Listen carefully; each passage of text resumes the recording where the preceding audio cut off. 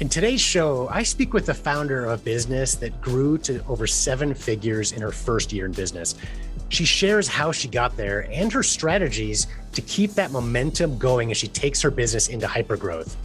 If you feel stuck in your business or feel like it's plateauing, then you'll really want to listen to the next 20 minutes of this interview that's packed with advice. Welcome to another episode of the Harvest Growth Podcast, focused on helping consumer product companies, inventors, and entrepreneurs harvest the growth potential of their product businesses and service businesses. Today, we're speaking with Rachel Shiffrin, the founder of escapely.com. The spelling is in the show notes, but it's escape, ESCAPELY.com. Now, she's done an amazing job very recently of building her business to over 7 figures in less than a year. And she's going to share part of that story of what's helped her to be successful that you can apply to your business as well. And we're going to dive a little bit deeper on what the company does, how she came up with the idea, a lot of standard questions that I think you're really going to like how she answers and learn a lot from this interview. Rachel, welcome to the show. Thank you. I'm so happy to be here. So I'd love to explain to our audience, you have what you call a virtual escape room business. Before we dive deep on what that is, I'm sure there are some people in the audience that have never been to an escape room. We've probably all heard about them, but can you describe maybe what is a traditional escape room? And then we'll jump in and explain how your business is different. Yes, of course. First of all, if you have not done an escape room, you should run, not walk, to the nearest escape room immediately and do one. They are the most fun thing you could do as an activity. So here's how it works. Can be a small room or a series of rooms that you get locked inside. Sounds a little scary, but it's not. Inside are a whole bunch of puzzles and challenges that you have to solve with your team in order to get out. So if you don't complete the challenge, you still get out. They come and open the door themselves. But the goal is that you solve one puzzle, which might give you a key to another lock. That then inside of that lock is another puzzle. Solve that one. Now you find a puzzle on the wall in the next room, solve that one, and you keep going until you bust out. So it's really fun. I've done them by myself when I can't get people to go with me. And when the pandemic unfortunately hit, I realized, hey, I think I can build something in a virtual environment that people can still enjoy this. So can you tell us a little bit about how it works virtually? How is yours different than that traditional approach? Sure. So there are a couple ways it can work virtually. One is, and I think kudos to all escape room owners on earth who, when the pandemic hit, all of a sudden had no customers coming to their rooms. What they did is basically put a GoPro on someone's head and started running the exact same game virtually, which is incredible. I played many of them during the pandemic. I built ours from a virtual perspective to begin with. So ours were built solely for the virtual space. We don't have a physical room, and they're made to be played over video conference. So it's not a computer game. So the participants aren't in there clicking around by themselves. It's really collaborative. They're talking to each other. They're looking at what they see on the screen to solve puzzles. And whatever they see, they have to work together to crack, just like in a real escape room. And then at the end, they bust out. So the game's played in a series of phases. Each phase, you see different puzzles and you have to solve them to move on. In our games, we have a moderator with every single team. So everybody has a host guiding them through and giving them hints. So everyone escapes. And that's my favorite part because, look, it's just no fun to be timed out in an escape room. It's happened to everyone who's ever played one. No one gets through all of them. I've been timed out. It's the worst feeling in the world. So in our games, I wanted to make sure that everyone makes it to the end. And we just have our hosts and our moderators who are incredible and really friendly and fun. They just help everyone get through. They give as much help as is needed. You know, I've been really excited for this interview because I love the concept. I think, especially in today's world, today, your business is more focused on business to business and you're expanding into the business to consumer space. And we can probe that a little bit further in a few minutes. But on the business to business side, so where you're starting your business, at least, what I love about this is so many companies have moved to hybrid or virtual. You know, we're based in just south of Denver, Colorado. Most of my employees are here and they work hybrid. I've got one that lives out of state, and we bring her back quarterly to have these team building activities, and that's great. But what a great way to do that virtually, where it's, you know, really build up that camaraderie, that team building. whether you're all in the same city or not, but oftentimes we're at least not in the same room anymore, or not often as we once were. So if you go to the website, again, escapely.com, for those that are listening or watching, you'll see there's quite an impressive list of companies that are users or clients of Escapely. I'd love to hear from you, Rachel. What are the types of groups that really can benefit, and how do they benefit from using this? Yeah. So first of all, I still fangirl over our clients. Sometimes when we get bookings, I can't believe, oh my gosh, we're doing something for them. But so that's never going to get old. But we are a good fit for honestly a lot of different types of groups. One of the things I was really surprised by when I first launched is I thought that it would be mostly COVID remote groups, which of course it was a lot of that. But what we also found is that we were getting bookings from companies that are all over the world. And they were so excited that now finally there's this team building activity that they can participate in. And virtual team building didn't really exist before the pandemic. And so we've started working for a lot of always remote companies, or companies that host conferences that are all over the world that have never been able to do an activity. So it's actually been really exciting to see that we're actually bringing together people that have always been remote. That's great. And if we could jump into a little bit about your plans on the business to consumer realm. So now that you've quote unquote mastered the B2B side, or certainly have had a lot of success your first year or so already, what are your plans now to really expand beyond that, where you see success already, into the consumer space? Sure. Well, I don't know that I'd say that we've mastered it. We're working on it always. But the business to consumer side, it's a really fun product this is actually a product I was working on before COVID. And then when COVID hit, I immediately pivoted into this virtual game that we're running now, which has been incredible. But now that we're starting to think about consumer products, here's what it is. You have a box that has inside a whole bunch of puzzles, but it's not a play from home box. So for people that aren't into escape rooms, there's a whole genre of play from home escape games. They're incredible. I've played them all. I'm a huge fan. I'm a customer, but ours is meant to be played out on the town. So it's a way to tour a city. So let's say you're doing the Las Vegas box, which my company's based in Las Vegas. That's where I live.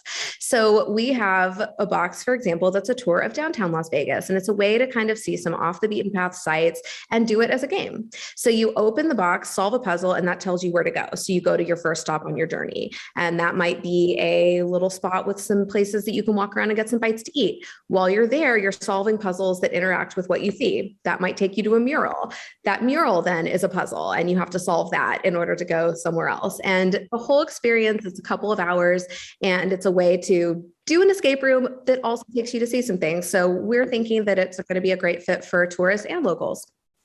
I love that idea. It's a great chance. I mean, escape rooms can be very fun, of course, in their own enclosed environment, but what a way to expand that and tour, whether it's your own city or one you're visiting as well, and really get to expand that experience. I think the timing is great, obviously, right? So you started this virtual business right when the world went virtual, right? Where we couldn't see each other for a certain period of time. And now, as we're expanding our abilities to travel, to get outside, et cetera, what a way to do it and really explore cities in a way we haven't done it before. I love the concept.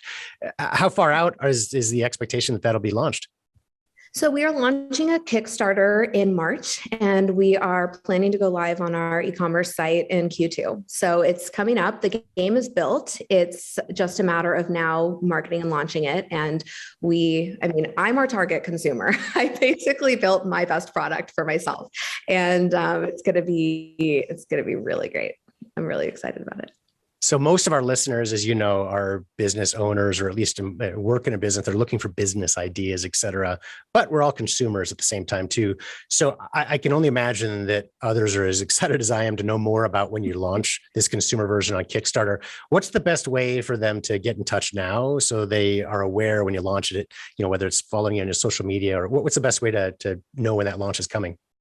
Yeah, well, our website we'll have all of the information. There's also on our website, you can sign up for the newsletter where we'll announce all of our Kickstarter launch. And of course, we'll be announcing it on social as well. Perfect. Great. So I encourage everyone to check them out, their website, find them on social media as well to learn more about that. Let's jump back into your current business, right? So your business to business, it's done so well. And we talked briefly about this before our interview started, about the need for venture capital funding. And I know I have a lot of listeners that either can't get it, don't know how to do it, or like you and me decided not to, right? I think there's a lot of reasons to not get funding. What are some of your reasons? So you've got a business that's virtual, not necessarily software development, but so far, at least your current one. What led your decision to not bring in outside funders? A couple of things. So one reason is that I didn't necessarily know where this was going when I launched the company. I'm not a serial entrepreneur who was looking for my business idea until finally one hit. I'm a person with an escape game addiction. It's a true problem, who wanted to build something that I thought was the world should have, essentially. And so I launched it really myself. I mean, in the beginning, I wore literally every hat. I was doing all of our demos with clients. And then when they came to the games, hi, I'm your game master. And then when they had to follow up about a bill, oh, hi, I'm also from billing and support. And, just literally everything, answered the phone. Oh, it's you. I spoke to you on your demo. Oh, yep, I'm answering phones today. Really, it was just me. So, I just truly did everything myself. I also, puzzle design is the thing that drove me to start the business. So it wasn't something where I said, oh, I have this great idea to do virtual escape rooms. Now let me have somebody come in and build it. That was really my passion. So I built the puzzles and I designed the games, and that's really where it came from. And then I had to learn marketing on the go. I had no background in marketing, and I just am flexible and creative, I guess, and tried a million different things until something took off. In fact, when I launched the company, I actually thought I'd be more of a consumer brand. I thought that I was building this for groups of friends to come and play. And I quickly found that was not getting traction, and pivoted until I landed in this team building space, which turns out to be the perfect fit for our games. Love it. I love that story. And it's a fairly common one, surprisingly. When I started doing this podcast, and we've done dozens and dozens now of these episodes, and I'm constantly surprised by how many really successful businesses, and in your case, quickly successful, right? So every day, I'm sure it doesn't feel like that, but to hit $1 million or seven figures over that benchmark is it's a goal for a lot of businesses that sometimes take 10, 20 years to get there. And, the people that find success, it's not necessarily based on education or previous experience, et cetera. I've got my opinions of why you would be successful. But in your words, why do you think you were able to, despite the lack of experience of doing this before, running a business, et cetera, or education in the same background, why do you think you were successful so quickly? I think it's grit and creativity. And when I say creativity, I'm not talking about the games. My business happens to be creative because I design puzzles, but I mean creativity in running a business. It's every single day is a challenge that you just have to be a creative problem solver and come up with an idea. I've encountered an uncountable number of roadblocks, and it's just all about trying to figure out a way around them. And that kind of creativity is what gets you to gradually growing and building the business. Of course, I'm not going to lie, I had a little bit of luck behind me, and that there were a lot of people out there looking for virtual events. So, there's some timing and luck involved too. And then the other piece is just grit. I mean, anybody that tells you I think there's this idea amongst people that have never started a business that it's this way to get your life back and be in charge of your life and, have all this free time. It's exactly the opposite. Throw that idea out the window. You really have to be willing to give up absolutely everything. And there's never a moment that you're not working. If you're building a business that's going to scale to this, at least in the beginning, I hope it's not always like this, but you're spending every second on it. And you just have to have that grit and determination to just never give up. I love that combination. And I think it's always a similar way of describing it, but I really like the way you've said that. It's, the creativity, because every business is going to have problems. It doesn't matter how much experience you have or don't have, or knowledge you have or don't have, you're going to have problems. And you can't predict them, right? They just come up and they're different for every business. So being able to creatively solve those problems, it's a great way of saying that. And then the grit to actually go through with it, right? So it does take hard work. Problem solving is not easy, right? It's easy to do fun things. It's hard to solve problems, right? It takes that grit and determination to get through that. So great way, I think, of describing that process. Couldn't have said it better for sure. So is there one thing you wish you would have known but before you started your business that you think would have helped you to do even better? I mean, it's impossible for me to choose one thing because there are probably hundreds of things that I look back in retrospect and say, oh God, I wish I knew this back then. I truly came into this blind and just figured it out. Probably a couple things is, one of the things is don't be afraid of marketing, because I was so focused on this idea of not spending money until I made money that I didn't advertise. I mean, it's funny now. I didn't advertise in the beginning. All of my clients came through. I cold called, cold emailed. I just targeted people, and it was all outbound. And I was just afraid to spend money on ads because I thought it was all going to be a waste. And my first, when I did start running ads, my budget was $500 a month, which, to anybody that, I mean, and I thought at the time it was all the money in the world. I was so nervous about it. And now we spend much more than that a day, so it's just, I would say, you have to spend money to make money, and not being afraid to advertise your product. Once you've figured out that it's a good product, of course, you still have to get the market validation. And once you already know that you have some customers, that's one that I wish that I had started sooner, because once I did start advertising, that's when things really took off. There's only so far you can go with outbound marketing. And then I think the second big lesson I wish I could go back and teach myself is, I feel like I was always waiting for our company to quote unquote get big enough to do certain things. I always felt like we were too small and, oh, we're not ready for that step and we have to grow there. And now looking back in retrospect, we'd be so much further along right now if I'd have started some of these things sooner. So for example, working on SEO on our website and building out the website so that we can show up in search engines. I felt for a long time that, oh, we're the small company, we're still growing. That's not where we should be putting our resources. And now, if we'd have started a year ago, we'd already be getting organic traffic. So there are just so many things that I think I waited on for too long, thinking I definitely had imposter syndrome when I first launched. I thought, oh my gosh, people are going to feel like they're going to want refunds. They're going to think we're taking their money. I was so nervous that I wasn't providing a good product. And then as we started getting our client feedback, which is that they love our product, I, gradually got more and more confident, but it took me a long time to feel like I wasn't, doing something unfair to our clients. Yeah, that's great advice, I think. And again, great summary of some of the worries a lot of people have, right? And it's common to sit and wait until the right time, but there's never a right time to launch a business, to spend on marketing, or, obviously we can't do everything on day one. We've got to focus and learn that. And some of that might come through mentors or friends or purely experience, but making sure we're not on our heels too much and not waiting for the opportunity to arise. We've got to create those opportunities. So I like the way you said that. What marketing channels or strategies have been most effective for you? So in the beginning, like I said, outbound cold email, cold calling actually was quite effective. And that was because we were in the middle of a pandemic. And this is where some of the creativity comes in, where I say that, I really thought through who is going to need this product. And I landed on interns and companies that they're used to wining and dining their interns all summer long. And they're used to taking them to ball games and these huge fancy activities. And now all of a sudden everyone's remote and they don't have anything to do with them. Okay, they would love to play our game.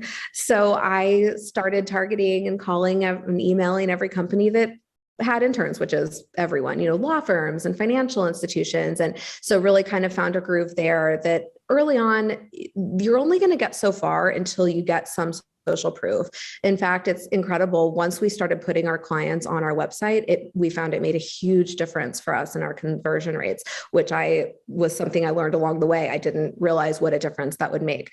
Now, pretty much most of our clients come in through paid search, which is, it's high intent. So people are looking for our games, and that's where most of our clients start. But I believe in perfect customer service. I want the client experience to be impeccable from A to Z. And that we've really found pays off in referrals and repeat business. So we do have a very high rate of people who come back. It's obviously not the type of product you're going to do every month. I mean, companies aren't going to do an escape room every month, but we do have a lot of companies that come back later in the year or the next year and they want to use us. And that's actually what led us to build other products. I started with the escape room. That's always going to be our flagship product, but we now have a murder mystery and we have a trivia event. We have other virtual events, and we created those because we had clients coming back and saying, we really loved working with your team. What else can you bring us? And So we said, oh, here's what we can do. It's a good way to put it. It's a different, that answer can really be, or that question I think can be answered in so many different ways, and every company is different. And as you said, you've got to find, okay, first of all, who's your target, right? Who are you talking to? Who's your customer, and how do they need to be contacted? And that outbound in the beginning is not always the case. It depends on what you're selling, a service, product, a lot of different factors. But it can be extremely valuable, I've found as well, because you start to get some learnings very quickly on what that sales approach should be. You send out a Facebook ad, an email or whatever, you don't get any direct response. You pick up the phone or send a direct email to somebody and you hear real concerns, real questions. That helps you to fine tune your message that now can grow into something that's more consistent, a paid approach that can go, selling one to many at the same time, like a big Facebook ad or a mass email campaign, et cetera. So that could be so valuable in the beginning to get that one-on-one contact for sure. Do you have any resources that you've found to be helpful as you've built this business? You talked about how you didn't have as much experience as at least you've wanted to, although you clearly have learned an amazing amount over the last couple of years and have a lot to share with us and teach us as an audience as well. But was there a resource that you found helpful? The best resource I could recommend is a book that I'm actually working through right now. It's called Traction, and it's an implementation system for entrepreneurs that are building out their business. It's all about systems and how to think about employee reviews and how to think about who to hire. It has helped me immensely already because I found out that I wasn't necessarily approaching hiring in the right way, which, by the way, spoiler alert, should be all about values. And so once you build out your company values and what they are, every decision should apparently, according to Traction, be made with that in mind. And it's been quite frankly life-changing for my business and our processes. Thank you. We talked about this a little bit before our interview, and I'm honestly surprised that I haven't heard that mentioned in previous interviews, because so many businesses I talk with outside of the podcast, other marketing agencies, clients of ours, et cetera, have used that book or that EOS framework that comes out of that book and to really grow their businesses. So I would definitely second that recommendation. And we'll put a link in there so people can find that book that Rachel's referencing as well. Is there anything, Rachel, I didn't ask that you think would be helpful for our audience? I think probably the biggest thing is that all entrepreneurs or anyone who has a business idea should know is that it's going to be hard in the beginning. My business did take off really quickly by any account, but it didn't right away. There were times when it felt like it was never going to take off. When I first launched, for example, I thought, like I said, that I was launching a consumer product. And I thought that this was going to be a game that everyone would come in and play. And my concept was, oh, people will just sign up online and they'll compete against strangers. And I ran some Facebook ads and did on social media and got almost no customers. I think maybe 3 signed up, and one of them was actually a competitor scoping me out. I found out about, and in the beginning, I had my husband and my au pair playing to pretend like I had other customers. So they were in the room when these people that actually had signed up came, and it was massively a flop. And so I think that everyone should know that you're going to try a lot of different things before something sticks, and you just have to keep pivoting. Don't be afraid to completely go back to the drawing board and change your angle or change your product until you find what works. If you know it's a good idea and it's appealing to you, you're going to find your market. It's just a matter of figuring it out. Well said. And really every business is hard in the beginning, and it does get easier. And you mentioned how, it takes so much of our time in the beginning. I will say that does get better as you build your team. And I'm sure you're seeing that already. Really happy to know that. Yeah. After, we've been in business now 15 years, and I look back and every year gets better, harder in some ways maybe, but your capacity grows, your team grows to deal with those challenges in a different way. So on the personal life, it certainly gets better. But yeah, in the beginning, things are hard. The first day, the first month, the first year, things are tough, but with hard things come great rewards. So it's stick to it. I think that's good advice for sure. Well, Rachel, I really appreciate the interview you've done and taking the time to do this interview with our audience or for our audience. Let me mention a couple of things. So Rachel's been nice enough to give a discount code, or really just mention the Harvest Growth podcast when you call in, and you would get a discount on their services at escapely.com. Again, we'll put the web address in our show notes. If you're driving, can't write this down, go back and reference it later on. But they will give a discount. Just mention the Harvest Growth Podcast when you call in. And I really want to, again, thank you for your time. This has been extremely helpful for our audience, and hope you have a great year. And please keep us posted on your B2C launch that's coming up. And we'd love to have you on the show. And that's a big success as well. Thank you so much.